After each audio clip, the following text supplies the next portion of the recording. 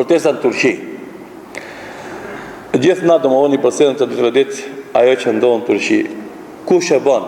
Pse bëhet? Dhe këta protesta vinë në një kohë kur Turqia është për shteteve të vetme në botë, që gjithë borxhin që ka pas Krashi i Fondit Monetar Ndërkombëtar e ka lënë. Bile 1,5 miliard dollar ja ka dhënë me ndihmu atë fond ndërkombëtar monetar që i ndihmon shtetet tjera. Zhvillimin ekonomik e ka të nalë, është për shteteve të pakta të botës që kanë zhvillim ekonomik të vazhdueshëm, edhe hyrjet, bruto hyrjet vjetore janë në mesin e 10 shteteve me bruto hyrje më të larta në botë. Këtë kjo tregon se ka stabilitet ekonomik, ka zhvillim ekonomik, ka stabilitet politik, se ka zhvillim normal të politikës, ka zgjedhje, ka votime, pa dhunë, pa keqpërdorime, nuk përzihet policia, nuk përzihet ushtria, secili e shpreh votën e tij të lirë në mënyrë që ai mendon se është e masaktë. Stabilitet ekonomik po, stabilitet politik po. Gjithashtu, normalisht për musliman që është gjithashtu shumë më rëndësishme se nuk e ka pruaj sheriatin turki, kjo është e vërtetë, por ja ka mundësu muslimanëve se cili me e zhvillu aktivitetin e vetë të lirë, pa i pengu askush. E kjo është një arritur e muslimanëve. Sa i përket islamit, do të shumë pak ka punu në drejtim përmirësimit të disa ligje, ose ndryshimit të disa ligjeve që janë favor të muslimanëve. Problemin e Shamis Turqis ka mujtë hala me ndryshue, dhe thot edhe shumë ligje tjera që pengojnë mirë po, ka kriju një stabilitet, ka kriju një autoritet, ka kriju një respekt të populli, që dal nga dal, problemet më të mëdha i ka zgjidh e që pastaj të jep mundësi muslimanëve të punojnë, edhe kush punon, fiton. Edhe që ka qenë e qetë edhe nga dashme, kjo është mandati 3 që ka 12 vjetë punë, të vazhdueshme, ka dal, ka pas problem me ushtrin, ka pas problem me gjyqin kushtetues, ka pas problem me Këshillin e Sigurimit Kombëtar, ka pas problem një grumull problemesh që cilët ka dal, i ka te kalu dhe i ka zgjedhur, që janë hapa të mira pozitive. Normalisht në politikën e rajonit gjithashtu ka qenë një lojtar me peshë, dhe është mundu me shërbi dhe me ndihmu kauzat e islamit dhe muslimanëve, me atë sa ka mujtë. Ka njerë ka thonë fjallë matë muaj sa që ka mujtë me sos, ka njerë ndoshta s'ka folë, ka punu, kryesore e ka pas gajle. Edhe këtu normalisht ka hapësirë për analiza dhe për me të regu se dikun ka mujtë me gabu, dikun mos me gabu.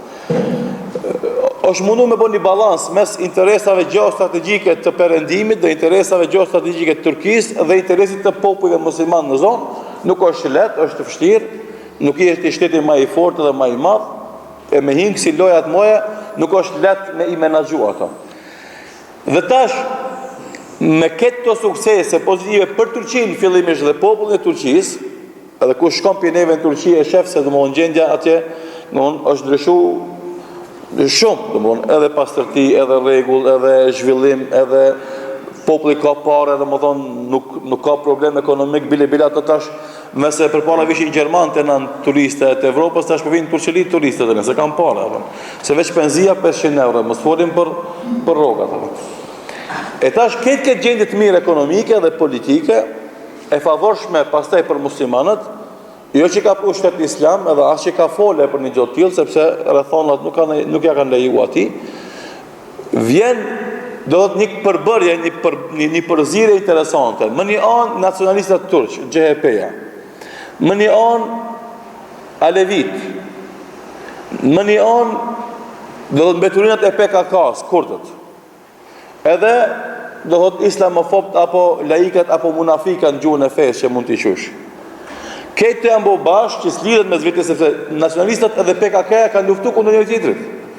Edhe kanë prodhu njëri tjetrit, me Ergenekonin u vërtetu se ushtria shpesh herë ka bo vaki, ka dhonë armatim PKK-s që ata me kënd fort, e këta mu arsetu për me ble armatim ose me pas roga më të mëdha.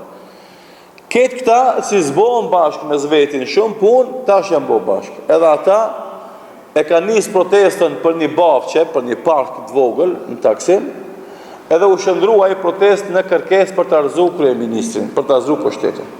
Normalisht numri është i vogël i atyre që kanë bërë protesta, po fotografitë e fundit që ndolën promë edhe sot nëpër internet tregojnë se çka doin ata. Tregojnë se çka i pengon atyre. Do thotë nënçmimi dhe përdhosja e shenjtërive të islamit muslimanëve tregon se ata atyre u pengon Islami. Andaj sot dolën me mëngjes fotografitë shumë të internet se si ata kanë hyrë për xhamia me bira, kanë hyrë për xhamia me kpuç, i kanë penguar njerëzit sabat duke shkuar në xhami, edhe gjithë domethënë kanë dalë femrat lakuriç, zhveshuna me djeg flamurin e Islamit, flamurin la ilaha illallah Muhammadur Rasulullah. Këtë të tregojnë domethënë se ata kanë urrëtie ndaj Islamit. Edhe aty me po vjen i nati se ky pushtet dal nga dal po e rikthen atë famën e sultanave musliman që kanë zhvilluar shtetin e tyre me Islam. Edhe e kanë mat, më herët këtë punë, po s'kanë mujt e tash për shfrytëzojnë këtë të bashkë, që edhe i mbledh këtë truç nuk bëhen as 2% e Turqisë, për me bo zhurmë edhe, do thotë me kriju frikë, edhe me të kriju destabilitet politik, që me unale dhe zhvillimi ekonomik. Ata e dinë se s'mund me ndruk pushtetin me 5.000 vete, 10.000 vete, po edhe 50.000, edhe 100.000 me qenë, po edhe 1 milion me qenë, Turqia do më thonë, 71 milion banori ka oficialisht, do më thonë, mund të mi pasë 80 milion oficialisht, po edhe 1 milion me qenë, edhe 2 milion me qenë, atë janë përsëri një përqindje shumë e vogël që, sikur se edhe u tha kryeministri i Turqisë, nëse ju i mbledhni, në më thonë 100.000, unë e va mbledhni 1 milion më një herë, nëse është puna për numër. Po këtë kjo, si pas analizave, shifet qartë do më thonë se i ka pengu kjo politikë që ka po Turqia dhe mundohet me këto protesta me enal zhvillimin e saj. Normalisht, nuk themi se Tayyip është i pagabushëm, është njeri, është parti politike që mundet me gabu dhe mundet me pas veprime edhe hapa politike që nuk i pëlqen një pjesës popullit, po masi ata besojnë demokraci, ata, se na besojnë në Islam, edhe në sheriat Islamit. Po pasi që ata besojnë në demokraci, atër dije se demokracia është qeverisje e shumicës. Nuk ka qeverisje e shumicës absolute, qeverisje e shumicës. Parlament, të gjitha parlamentet e botës, shumica dërmuese e ligje votohen me 50% plus një vot. Edhe disa ligje speciale me shumicë dyfish, dhe më thonë me 70% të pjesëmarrësve në parlament. Kur s'ka me 100% vota. Atë nëse është kjo kështu, atë nuk i diun ata pse. Ata kanë domethënë këtë vit ose vit në ardhshëm janë zgjedhjet, le të dalin, le të bëjnë fushat para zgjedhore, le të fitojnë partitë e tyre dhe le ta realizojnë agjendën që mendon ata që është më e mirë për Turqinë. Vetë fakti që këta 3 mandate janë të mbetë pushtet, edhe sondazhet të gjitha lokale dhe globale tregojnë se ai përsëri ka prej 47 deri në 52% të votave, atër kjo është dëshmi se populli atë e don, edhe këta pse bëjnë zhurmë, domethënë nuk e dëmton. Se ku njerëz fundesh me gjeti njerëzit këtë me kon të kënaqur. Edhe kohën e pejgamberit sallallahu alaihi wasallam. O kon kryetar kalif i pari i shtetit Muhamedi sallallahu alaihi wasallam. Ka ardhur beduini i ka thonë daj drejt o Muhammed. Spondan drejt. Se ka fitu ganimet plaçk lufte dhe më thonë pejgamberi sallallahu alaihi wasallam dhe ja ka thonë disave që janë kohë të mirë, po për t'ia zbut zemrën e për t'i afruar më shumë. E ki beduini s'ka marrë vesh në politikë dhe në diplomaci, edhe ka ardhur Muhamedi alaihi wasallam ka për gjybe ka thonë daj drejt.